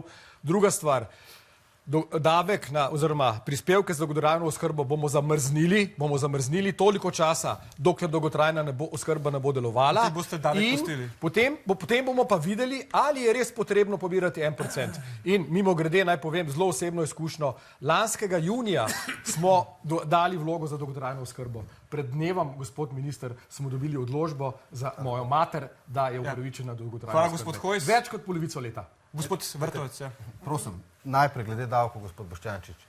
Dvig splošne dohodninske olajšave na 8 tisoč evrov je nuja. Zlasti za mlade, stare med 25 in 35 let, še dodatnih 1000 evrov, da si lahko ustvarijo družino in kupijo stanovanja. Uvedba davčnih pavšalov za obrtnike, storitvene dejavnosti, gostinske lokale, frizerske salone, kozmetične salone, 6% obdavčitev. Kaj ste že naredili v času prejšnje vlade? 2 leti smo bili, vi ste tam 4 leta pa poraz. Tretja pa pomembna stvar, omenili ste dolgotrajno oskrbo. Ta dolgotrajna oskrba ne deluje. Ljudje je nimajo. Samo 20 tisoč ljudi, ki so v domovih za starejše, prejemajo nižje položnice. Zaradi tega, ker ne deluje, ste vi pobrali kot davek na zalogo za 140 milijonov evrov več denarja, ga prenesli iz ZZZS-ja k sebi na Ministrstvo za finance, namesto da bi ta denar imeli upokojenci. Te upokojenci, ki so pa doma in potrebujejo dolgotrajno oskrbo, pa je nimajo. In vi pobirate davek na zalogo v obliki 1%. Zaradi tega je Nova Slovenija vložila presojo ustavnosti teh členov in tudi 2 členov, ki govorijo o odstotkih, ki jih plačujejo kmetje za dopolnilno dejavnost na kmetiji in popoldanski espeji. Samo odiranje ljudi, brez tega, da ne pogledamo, kaj lahko pa naredimo na javni porabi, se pravi, javna poraba je problem. V javnem sektorju so šle plače gor v zadnjem letu za 12%, v realnem sektorju za 5% in 7000 več ljudi ste zaposlili v javni upravi v zadnjem letu. Takšne številke so to, ker bolijo tudi gospodarstvenike, zaradi tega ne morejo več dihati. Dajte še povedati, kje točno je teh 7000 ljudi. Verjamem, da poznate številke. Večinoma ste zaposlili sebi ložje kroge na ministrstvi. Imate 22 ministrstv, iz 22 ministrstv bi lahko imeli 200 žal. So ljudje v dolgotrajni oskrbi, so ljudje v zdravstvu. A veste tudi, da se je povečalo število ljudi v vojski in v policijo. O teh ljudeh govorimo. Hvala obema, gospod Prebilič že nekaj časa drži roko, spoštovani gosti, gospod Prebilič že nekaj časa drži roko. Gospod Prebilič, prosim, sam dve besede, res. Tukaj smo zdaj povsod se pokregali o tem, kdo dviguje davke, kdo ne. A ste slišali, kaj sem vam vodoma povedal? Ljudje nimajo problema plačevati davke, če vedo, kam ta denar gre, če je ta denar porabljen transparentno in se vrača v taki ali drugačni storitvi nazaj. To je največja težava. In zaradi tega se vedno znova vrača korupcija, dragi kolegice in kolegi. Vsi ste več ali manj že vodili to državo. Jaz se nisem. Korupcija je zmerom večja. Tisti ne vem, zakaj se res nočemo o tem pogovarjati. Druga stvar, učinkovitost javnih investicij. Dajte pogledati pogodbe. Kadarkoli se neka investicija začne, aneksi so že v torbi za naslednji dan, pa pojutrišnjem, pa tako naprej. Mi nismo učinkoviti pri porabi tega denarja. In ker ravnamo tako z njim, kot ravnamo, tako podjetniki, kot vsi ostali državljanke in državljani, menimo, da nekaj ni v redu. In tukaj je potrebno nekaj narediti vse skupaj. Kar se pa tiče stanovanj, pa predlagam naslednje. Veste, ves čas se mi zdi, da se v tej državi pogovarjamo, kdo bo koga s čim stisnil. Jaz bi predlagal mogoče proaktiven pristop in to je, dajmo tiste, ki stanovanja nimajo zasedena že danes, stimulirati, da bodo zasedene naslednjič. S čim? Da jih razbremeniš tako ali drugače neke davščine in da bodo teh 10 tisoč stanovanj, ki so prazna, postala polna. To bi bilo recimo rešitev. Gospod Prebilič, a vi ne veste, da so oni dvignili davek na vdajanje? Ja, se to hoče. Vi govorite zdaj nekaj, kar so oni v 4 letih uspešno naredili. Druga stvar, poraba javnega denarja za graditev stanovanj. Jaz sem bil šokiran, ko sem pred dnevom videl na eni od komercialnih televizij, kjer se mlad slovenski par, hvala Bogu, vsaj slovenski je bil, hvali s tem, kako so dobila novo stanovanje in kako bo sedaj več denarja ostalo za potovanja. Potem pa pobrskam pa malo po internetu in ugotovim, da je ta srečni dobitek, to je skoraj tako, kot da je loto, član stranke Vesna. Torej, zdaj jaz ne vem, a stranka Levica gradi ta stanovanja, za socialna stanovanja za svoje člane? Torej, popolnoma neprimerno trošenje državnega denarja. Gospa Zgojznik, iz vami ste bili. Ja, jaz bi najprej vseeno rekla, pri dolgotrajni oskrbi se gradi nov javni sistem. In vsi ti fantje predlagam, da grejo v domove za ostarele, pa kar povejte, oprostite, tole je bila pa napaka, dajte vi kar tiste nazaj položnice za 400, 500, 600, 700 evrov. In druga stvar, dolgotrajna oskrba je nov sistem, ki se uvaja. V Nemčiji so to uvajali 10 let, a lahko dokončam? Tukaj je pri nas 2 leti, pa se tako dela, da bi moglo biti vse postavljeno v pol leta. Mi pobiramo denar, oskrbe na domovih pa ni, kar je eden od ključnih delov. Poslušajte, 3 modeli oskrbe so. Eno je oskrba v domovih za starejše občane, drugo je e-oskrba in tretje je oskrba na domu. Ja, ampak oskrba na domu naj bi razbremenila, recimo, naj bi domove razbremenila. Seveda, ampak govorimo o tem, da sistem ne deluje. Ne, ni res, da ne deluje. Sistem se postavlja in če vi mislite, da se bo eni točki, ko rečemo dolgotrajna oskrba, bo pa zdaj zaživela, vse povsod zaživela, oprostite. No, to se mi zdi zgolj in samo hujskanje. Ampak dolgotrajne oskrbe dejansko ne deluje, ampak ne zaradi tega, ker bi imeli previsoke davke ali pa bi bilo s tem v prispevku kaj narobe. To je ena izmed redkih približno pravičnih prispevnih stopenj, ki jih imamo v tej državi, ker je proporcionalna. Tisti, ki zaslužijo več, prispevajo več, tisti, ki zaslužijo manj, prispevajo manj. Zakaj? Zato, da vsi starejši, ne glede na ekonomsko moč, lažje pridejo do dolgotrajne oskrbe na jesen svojega življenja. In to je pravilno. Kaj pa ni pravilno in zakaj ne pridejo do te oskrbe, je pa zaradi tega, ker nam zmanjka kadra. Zakaj nam zmanjka kadra? Mi izšolamo dovolj medicinskih sester. Imamo bolničarje, imamo negovalce, nimamo absolutno nikakršnega problema z številom ljudi, ki so usposobljeni za to, da zaščitijo našo varno starost. Dajemo jim pa premajhne plače. In to je posledica politične odločitve za to, da se bo varčevalo na ljudeh in iz denarja, ki je na ta način varčevanja na plečih delovnih ljudi pripeljan noter, se kupuje orožje za NATO pakt. Mi socialisti bi storili obratno. Interventen dvig plač vsega osebja, ki delajo v skrbstvu. Medicinskih sester, bolničarjev, negovalcev. Smo dovolj bogata družba, da si to lahko privoščimo. Dokler pa tega ne storimo, kadra ne bomo imeli in dolgotrajna oskrba delovala ne bo.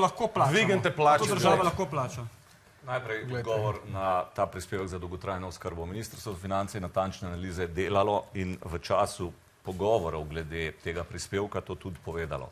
Samo v prvem letu, torej letu 2025, pobran prispevek presega odhodke. Vendar tudi ta presežek se ne zgubi, ampak gre na Zavod za zdravstveno zavarovanje. Ne gre nekam drugam, ne gre niti v orožje, ne gre nikamor drugam. Prvo, ko sem se jaz o tem pogovarjal z gospodarskimi združenji, ki so temu nasprotovala, sem rekel, da takoj pristanem na to, da se prilagodi odstotek in se dviga s časoma. Več sredstev, ko se bo potreboval, večji procent bo. Niso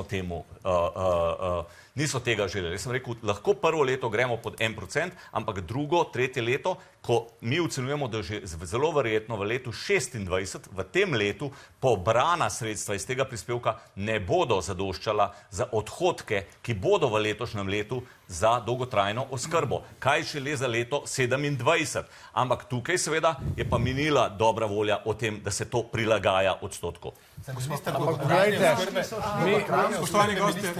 Mi ne rabimo še enkrat. 25 let se v tej državi govori o dolgotrajni oskrbi. Ta vlada je tista, ki je ugriznila in začela uvajati dolgotrajno oskrbo. In kolegica je povedala, v Nemčiji se jo je uvajala 10 let. Hvala, gospod Boštjančič. Še gospod Kot, prosim. Jaz bi gledalcem ob tem sporočila, videli ste tukaj nivo komunikacije. Ob tem v stranki Resnica predlagamo uvedbo v zakonodajo političnega kriminala, kjer bo vsak, ki povzroča škodo državi Republike Slovenije, odgovarjal svojim lastnim premoženjem. Ustanoviti se mora posebno specializirano tožilstvo, ki bo preganjalo tak politični kriminal, ker ta denar nekam odteka in ljudje nismo neumni. Zraven tega pa je potrebno omejiti mandat poslanca ali ministra na največ 2 mandata. Kaj se dogaja v Sloveniji? V enem mandatu se spoznamo, v naslednjem pa že prihajajo ponudbe pod mizo. Tretji mandat je pa čista prostitucija. Najlepša hvala, gospa. Nadaljujemo po glasih. Ostanite z nami.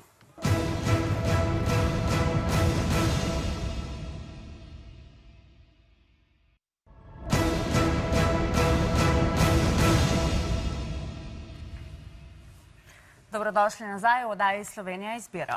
Spoštovani gostje, pogovarjali smo se o dolgotrajni oskrbi, ki je tesno seveda povezana z zdravstvom. Gospod minister Han, dejstvo je, da vas zdaj vsi lovijo na vaših famoznih obljubah izpred 4 let, da boste uredili, da bodo ljudje do specialista prišli v 30 dneh. Ampak podatki Nacionalnega inštituta za javno zdravje pa so zelo jasni. Čakalne vrste so se podaljšale za 70%. Kaj je šlo narobe? Je kriva vladna vojna z zdravniki, če tako rečemo? Najprej,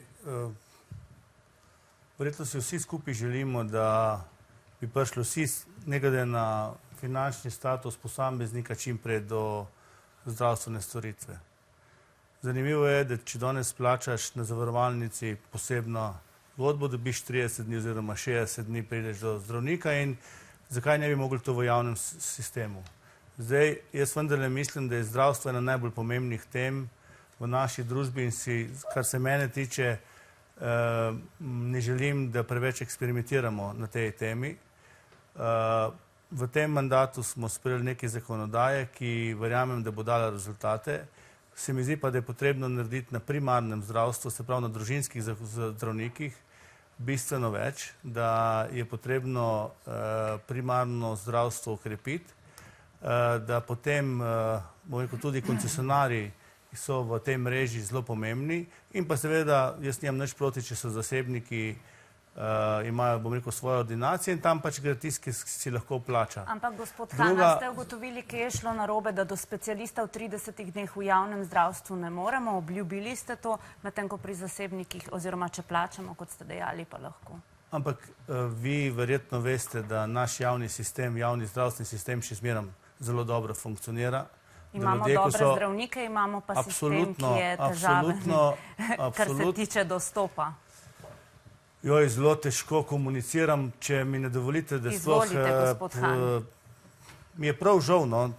Jaz sem prišel sem kot predsednik stranke, da vendarle pogovorimo mogoče, kaj smo naredili, kakšno stvar narobe in kaj lahko naredimo naprej. In bi rad videl, da ne tekmujete novinarji z mano, ampak da nas pustite na mir, da lahko vsaj nekaj povemo. treba je narediti zakon spremeniti v javnih zavodih, zato da bo imeli direktori javnih zavodov na nek način tudi možnost, da bojo nagradili oziroma da bojo tudi katera, ki ne bo dovolj delu, manj plačali. Treba se pogovarjati z zdravniki. Jaz mislim, da je treba zdravnike dati za mizo in kot sem že rekel, primarno zdravstvo in verjamem, da bojo in zakon o digitalizaciji in zakon o zdravstveni dejavnosti, da bojo dali v naslednjih mesecih, letih tudi dobre rezultate, da bojo čakalne vrste se znižale. Ja, ampak gospod Boštjančič, predsednik vlade pa večkrat obračunava zdravniki. To smo slišali v njegovih javnih izjavah. Ne? Čakalne vrste, velik problem. Niste zraven v bistvu omenili podatke NIJZ-ja, pa seveda te podatki samo za eno vrsto posegov veljajo. Tistih, kjer so se skrajšali, niste omenili. Ampak nisem hotel tega omeniti. Zavod za zdravstveno zavarovanje pa pravi, da ocenjuje, da je približno 50% čakalnih vrst fiktivnih in da so dejansko čakalne vrste za polovico nižje. Zaradi tega je bil v tem mandatu sprejet zakon o digitalizaciji v zdravstvu. Približno čez eno leto, v začetku leta 2027, bo imela ta država prvič v zgodovini dejanske podatke o čakalnih vrstah. Ker kaj se v praksi dogaja? Dogaja se, da prideš v javni zavod, se prijaviš v vrsto, lahko je leto ali celo več, potem greš pa k zasebniku, ki je ne malokrat ta isti zdravnik, ki dela v javnem zdravstvu, si pa na vrsti čez en mesec. Torej, nekaterim ljudem je v velikem interesu, da so te čakalne vrste tako zelo dolge. Še enkrat, bil je sprejet zakon o digitalizaciji in verjamem, da ni naključje, da v Republiki Sloveniji zdravstvo nima enotnega informacijskega sistema, ampak se preprosto bolnice, čakalne vrste med sabo sploh ne pogovarjajo. Ja, tako je stanje leta 2026, žal mi je, da je tako, zato je bilo v mandatu te vlade sprejet zakon o digitalizaciji, ki je nujen korak, da sploh lahko operiramo s pravimi podatki in da usmerimo pacienta tja, kjer je čakalna vrsta čim krajša. Kdo torej laže, gospod Hojs? Torej, po našem mnenju gre za to, da je nesmiselno se pregovarjati o tem, ali je mačka bela ali mačka črna, zato da lovi dobro miši. Torej, potrebno je vključiti vse resurse. Torej, po našem mnenju je potrebno vključiti tudi privatnike, koncesionarje in ukrepiti javno službo. Vse to se da in zmore plačevati iz zdravstvene zavarovalnice. Kar pa je bistvo, je pa monopol zdravstvene zavarovalnice, v kateri skupščini recimo sedi policijski sindikat, si predstavljate, jaz ne vem, kam policijski sindikat, sedijo največji dobavitelji v zdravstvu, sedijo tisti, ki v bistvu najbolje služijo od zdravstva, torej tukaj je ta monopol potrebno razbiti in ko bo prišlo do razbitja tega monopola, ljudje ne bodo več čakali. Gospod Vrtovec, želeli ste besedo. Podatki so zelo kritični. 240 000 žensk je brez ginekologa, 150 000 ljudi v Sloveniji nima izbranega zdravnika, družinskega zdravnika. Kar pa boli to, da 15 000 otrok nima pediatra. Vse to zaradi ideološkega ali pa več razrednega boja ne samo proti zdravnikom, ampak tudi proti zasebni pobudi in zdravstvenim uslužbencem. Pri tem želim poudariti eno stvar. Ko je človek bolan, potrebuje samo eno stvar, zdravje. Zdravje pa mu lahko zagotovi samo zdravnik. In ta človek, ki je bolan, njemu je vse eno, kam bo šel k zdravniku. Ali zasebniku, ali koncesionarju, ali pa v drugi javno-zdravstveni zavod, ali pa institucijo. Za tega treba sprostiti kapacitete. In to, da on sam izbere, kam bo šel, tudi k zasebniku, njemu plača zavarovalnica. Kajti zdaj se dogaja največja privatizacija v zdravstvu, gospod minister. Zato, ker ljudje čakajo v dolgih čakalnih vrstah in sami plačujejo iz lastnega žepa za posege zdravljenja pri zasebnikih. Ta del bi moral biti urejen in na ta način bi skrajšali čakalne vrste, ki so dolge. Sej, pustimo statistiko, ste vi prej govorili. Ja, pustimo statistiko, ampak poznamo ljudi, ki čakajo in čakajo. Zaradi tega, ker bijemo neko bitko proti kapacitetem, ki jih imajo zasebniki. Sprostimo kapacitete. Glih obratno je, ljudje čakajo v čakalni vrsti zaradi tega, ker se naše javno zdravstvo privatizira. In točno te isti privatniki, točno te iste dvoživke in točno te iste komercialne zdravstvene zavarovalnice so tiste, ki namerno ustvarjajo čakalne vrste.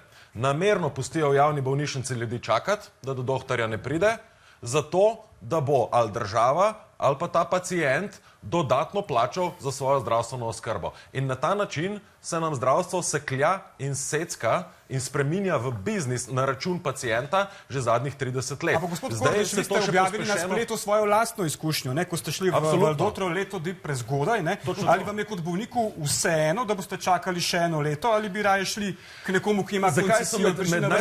Zakaj so med najdaljšimi čakalnimi vrstami ravno ortopedi? Zakaj je največ privatizacije, zakaj je največ problemov ravno na radiologiji?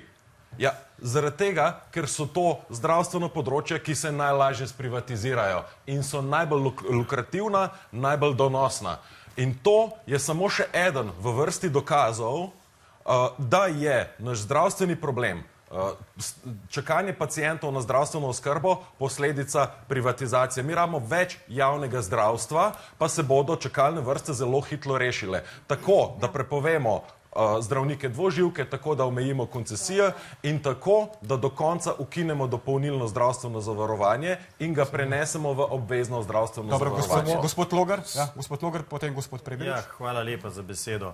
Zdaj, ta vlada si je vzela zdravstveno reformo kot osrednjo reformo njenega mandata. Predsednik vlade že od začetka razlaga, kako bojo reformirali zdravstvo.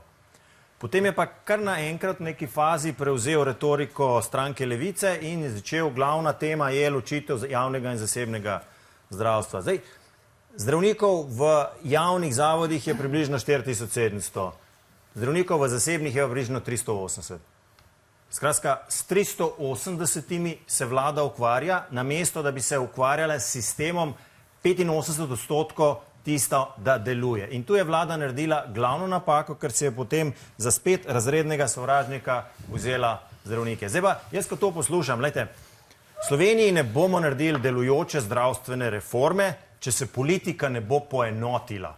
Če bo politika na eni fazi rekla, ajde, dosti je bilo, zdaj pa večinski del politike se odločimo, da je zdravje nam vsem edino in moramo skupaj zauzeti neko pozicijo, da zdravstvene reforme, v kateri smeri bo šla. Tako je naredila Nizozemska. Reforma je tam trajala 14 let. Danes, če vprašate uporabnike zdravstva na Nizozemskem, ne bi šli nazaj na prejšnjo varianto. Zato ne misliti, da bo zdravstveno reformo lahko se naredilo 1, 2, 3. Ampak, če se bo politika vse skozi spotikala, oprostite, tu ne bo nobenega koraka naprej. In recept je zelo enostaven. Čakalne vrste, dolge čakalne vrste so glavno mazivo za privatizacijo zdravstva. In dolge čakalne vrste imamo zdaj, torej vlada, ki tolče proti zasebnikom, ravno omogoča privatizacijo zdravstva. Druga stvar je zdravstvene regije, zato da imamo 9 različnih benchmarkov, kjer se lahko tudi javna naročila med sabo preverjajo. Potem je... Hvala, gospod Logar. Dobijo še drugi besedo. Gospod Hojs, kratka replika, potem gospod Prebilič. Težko vsebinsko sodelujemo, če ne moramo niti misli. Ampak morajo vsi priti na vrsto. Dobili ste svojo besedo zdaj. No, mogoče bi tukaj samo nadaljeval to, kar je gospod Logar povedal, zelo, bi rekel, resnično.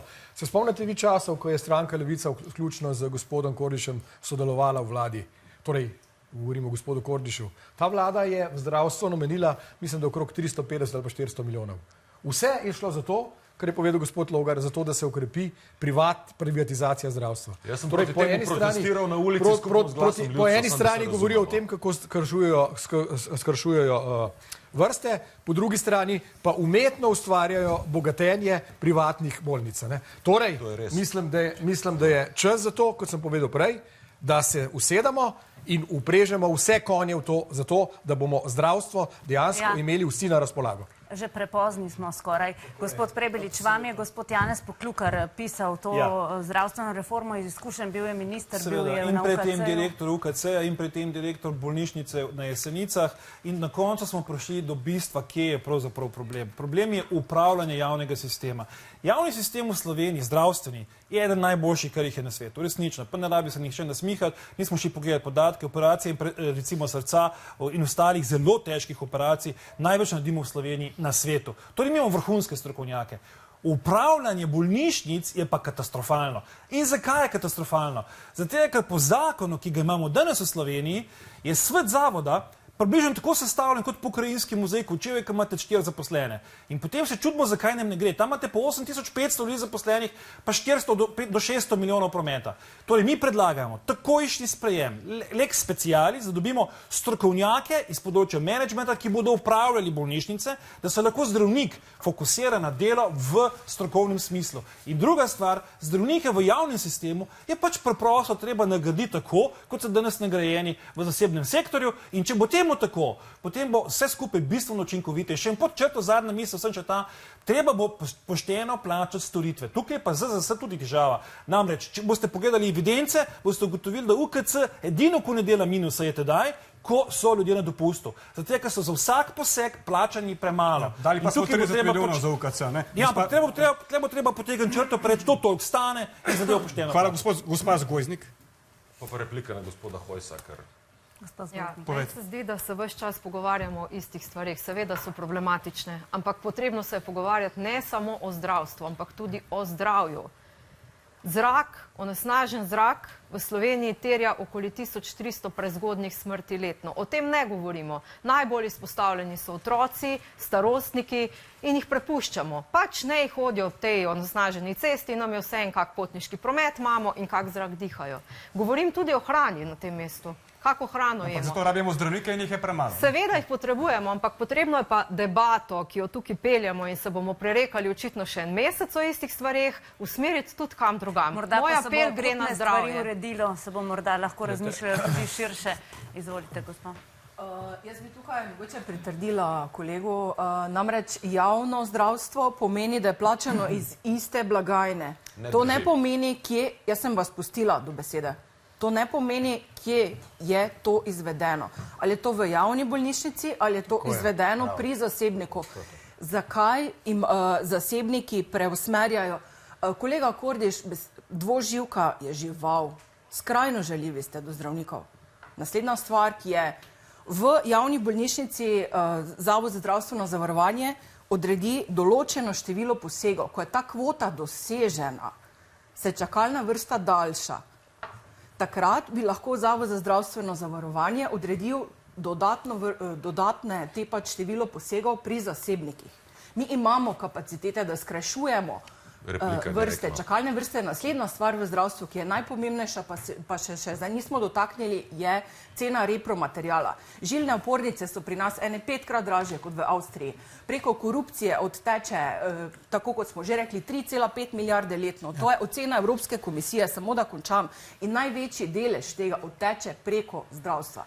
Tako kot je povedal kolega Prebilič, treba bo neke, bom rekla, profesionalne menedžere, pa ne samo to, politični kriminal, ki vključuje tudi, bom rekla, nabavo materijala nad ceno, ker vsi tisti dobički se odtekajo iz naših žepov, ko plačujemo zdravstveno zavarovanje v privat žepe. Pred gremo na oglase, skrajno žaljivi ste do zdravnikov, pravijo. Vam očitajo tudi zdravniki, ne?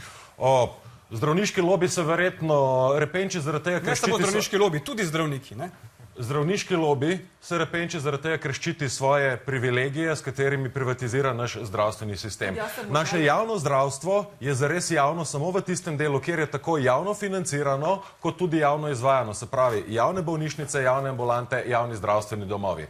Naša javna zdravstvena blagajna, povsod, kjer so najdaljše čakalne vrste, sedaj že leta plačuje vse posege po realizaciji. Se pravi, kar se lahko naredi, to oni plačajo. Pa se kljub temu čakalne vrste podaljšujejo. Zakaj? Zaradi tega, ker se je vmes naše zdravstvo dodatno sprivatiziralo. In za še več privatizacije, bodi si v režiji desne vlade, bodi si v režiji sredinske vlade, ki je zdravstvo še vedno želela privatizirati zadnje 4 leta in smo se mogli na ulici proti temu boriti, na bolje ne bo šlo. Mi socialisti bomo zagotovili zares javno zdravstvo, ki je tu za pacienta, če dovolj privatna firma za dobiček. Se ne bi čakalne vrste daljšale. No, in na tem bomo zdaj končali, še zadnjič nocoj, kratek predah.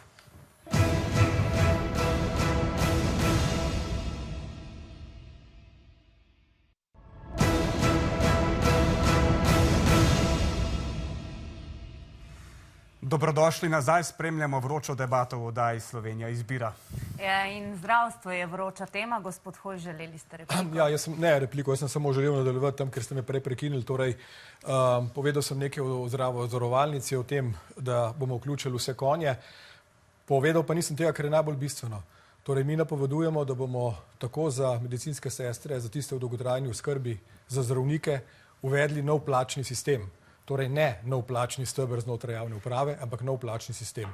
Torej, po naši oceni, danes smo veliko govorili o tem, torej, je problematika dolgotrajne oskrbe v tem, da se ne zagotovi dovolj kadra, da se ga ne plača dovolj in enako se dogaja v vseh segmentih zdravstva. Zato se mi zdi, da zdravstvo v Sloveniji zasluži svoj plačni sistem. Ja, ampak ne pričakujete potem težav z ostalimi segmenti? Ne, pogledajte, enkrat prej ali slej se bo pač potrebno navaditi na to, da so neki poklici bolj pomembni za družbo kot nekateri drugi. Torej, jaz bom vere govoril, da je poklic zdravnika, poklic medicinske sestre, pa ne nazadnje tudi poklic oskrbovalke bistveno bolj pomemben kot pa neka diploma na filozofiji ali pa na FDV-ju. Tako je stanje. Gospod Han. Zdaj, samo glede plačnega sistema, če se seveda dobimo nek družbeni dogovor, sem tudi jaz za, s tem, da tudi šolstvo, učitelje, vzgojitelje bo treba več plačati, če želimo, da bomo naš narod znali izobraziti in da bomo čim manj takih debat, kot jih je danes. Tako da to je stvar dogovora, ki pa seveda bo terjal hude kompromise med vsemi segmenti te naše družbe. Reforma zdravstva je pač ključna za naslednji mandat, ne glede na to, kakšna bo vlada. Pa ne kozmetični popravki, kakršni smo bili priča zadnje 4 leta. Ena izmed pomembnejših stvari pa je, da nehamo igrati iz zdravstva neko razredno sovraštvo proti zdravnikom, ostalim javnim uslužbencem, ki delajo v zdravstvu. Pomembno je torej, da je v središču pacient, tisti, ki izboli in da lahko gre k zdravniku kamorkoli in da mu to plača zdravstvena zavarovalnica. Zdaj, srž problema pa je pri monopolu naše zdravstvene zavarovalnice. Kajti ne opravlja tega, kar bi morala, zaradi tega tudi upeljava konkurenčnosti na področju ponujanja zavarovanja obveznega, se pravi več zavarovalnic, več ZZS-jev je ključnega pomena. Zaradi tega, da bi tudi javni zavodi bili potem preoblikovani v javna podjetja in tudi poslovali v tem duhu. Se pravi, večja odgovornost potem pade tudi na samo poslovanje javnih zavodov. Ja, preoblikovanje ZZS-ja pa je ključno, kar ste vi sicer obljubljali, pa tega niste izvedli na začetku mandata. Gospod minister, reče privatizacija javne zdravstvene blagajne, kar vi predlagate. Mi socialisti temu ostro nasprotujemo. Javne inštance v našem zdravstvu bomo okrepili, vključno z javno zdravstveno blagajno. Mogoče samo en stavek, gospod minister. Zelo na kratko, ključen zakon v celotnem paketu zdravstvene reforme je zakon o zdravstveni dejavnosti. S tem zakonom smo razmejili prehajanje kadra iz javnega v zasebni. Nič nimamo proti zasebnikom, nič nimamo proti koncesionarjem, mimogrede koncesionarji so del javnega zdravstva. Je pa ključna stvar, ki smo na enem zelo enostavnem primeru razložili. Prej so bili omenjene ortopedija. Operacija kolena ne more stati enako v javnem zavodu, v UKC-ju in pri zasebniku, ker zdravniki v UKC-ju koristijo dopust, vsa izobraževanja se izvedejo v javnih zavodih, v zasebnih pa teh stroškov ni. In to so tiste stvari, ki jih je treba razmejiti med javnim in zasebnim, nič drugega. Sicer pa mimogrede nobena sveta vojna z zdravstvom, gre za nekaj slabih primerov, ki se jih najde povsod, manj kot 5%. Ampak tako je na vseh področjih, nič drugače ni v zdravstvu. No, jaz mislim, da slovensko zdravstveno zavarovalnico je treba razformirati. V bistvu ukiniti, pregledati, do obisti pregledati vse njihove svinjarije, napake in kaj delajo narobe. In uvesti je treba druge zavarovalnice na slovenski trg. Pa se bo zadeva hitro sčistila. Recimo, tele zavarovalnice imajo cele liste, kaj zavaruje, za koliko to stane. Vse je napisano. Pri nas ne veš nič. Jemljajo ti iz žepa denar in potem, ko prideš tja, hočeš kaj dobiti, ne dobiš. Enostavno, ali pa rečejo, smo že zapolnili. Toliko pa toliko operacij je bilo narejenih, da jih več ne plačamo. Potem se pa dogaja to, da si ta zavarovalnica deli dobičke. Kako je mogoče, da si deli dobiček, to je denar, ki ga morajo dobiti ljudje, pacienti? Na kratko še gospod Prebilič. Jaz sem to hotel povedati, ta odpiranje vrat, kot je gospod Hojs prej povedal, več manj vredni poklici in podobno, jaz bi res pozval vse nas, da To je pot, ki nas bo pripeljala v veliko zadrego. Tako kot je gospod Han prej povedal, jaz sicer sam, to verjetno gospodu Hojsa malo moti, učim na FDV-ju.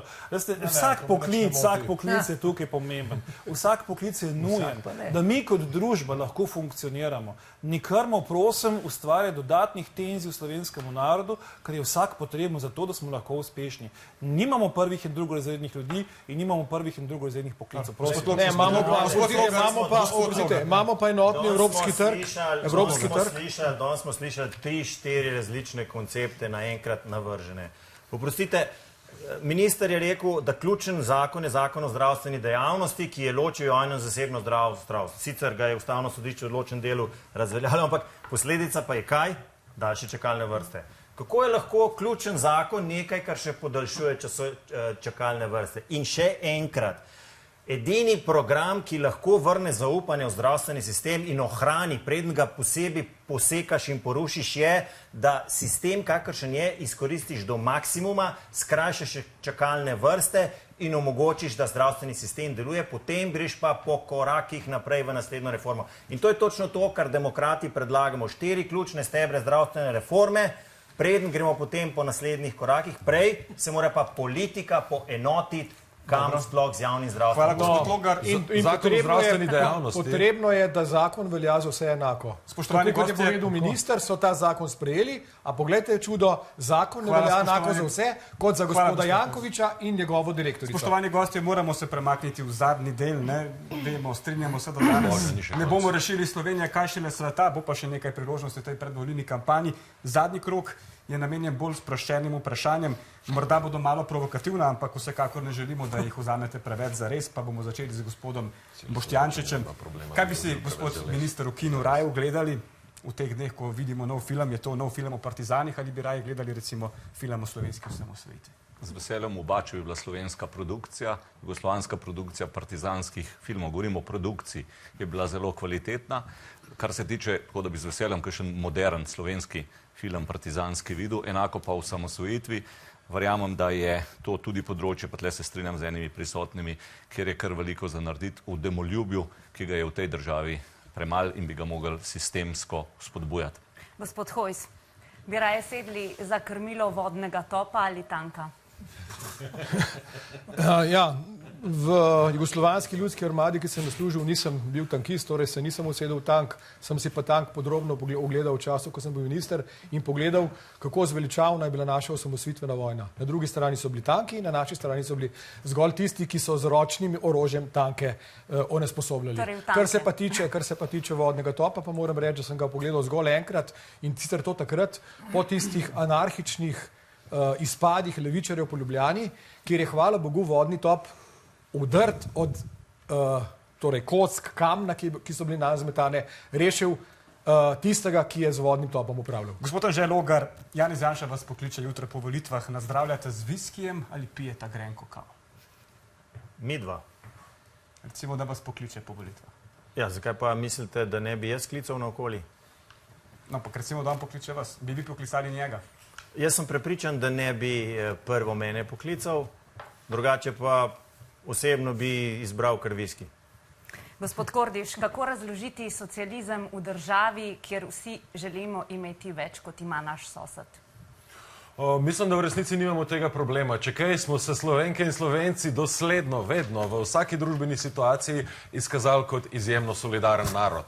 Ne vem, če še kje na kakšni zaplati tega planeta najdeš tak vsesplošni ljudski solidarni odziv ob naravnih ujmah, ob stiskah, naj si te pridajo v naši domovini ali v naši soseščini. Tako da, kar zavira našo solidarnost, kar zavira potencialno socialistično prihodnost, so strukture moči kapitala, ki to družbo obvladujejo, ki kontrolirajo in iz nje profitirajo. Državljanke in državljani pa prav gotovo ne, ker so socialisti že. Gospa Zgojznik, uvedemo obvezni vojaški rok. Tudi za ženske bi vi osebno šli v poklic ali bi se izognili zdravniškim upravičilom? Če bi bil obvezen, bi šla to obveznost opraviti. Torej ne bi se izognili, tudi to je možno. Zakaj bi se izogibala nečemu, kar je obveznost za vse? Gospod Han, kot gospodarski minister, dopust na slovenski obali ali na Hrvaškem? To so res takšna vprašanja. Najprej Mi imamo slovensko obalo, pa slovenske vode zelo dobre. Če pa mene vprašate, sem pa pač letujem na hrvaški obali tistih 14 dni na leto. Gospod Vrtovec, kako bi se vi najbolj ostro, kot znate, odzvali na obtožbe Cigo 1 in zakaj se niste odzvali? Zaradi tega, ker pač je nepomembno, no. Pač temu kolegu poslancu je ušlo, prišel pa je v poslansko skupino, pa je rekel, da naj mi sporočijo, da se opravičuje. Opravičilo sprejeto. Ta kultura dialoga, politična kultura je zelo pomembna. Lahko smo ostri v diskusijah, stališčih in to tudi prav, ne, da pokažemo javnosti, da smo vsi različni, ne, tudi po ideoloških predpostavkah, nobene težave.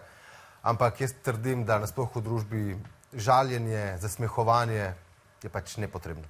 Gospod Prebilič, nedelja zvečer je, nekoliko nekonvencionalno vas jaz vabim na ples. Bi šli z mano na ples Dunajske opere ali bi šli na veselico v Kočevje?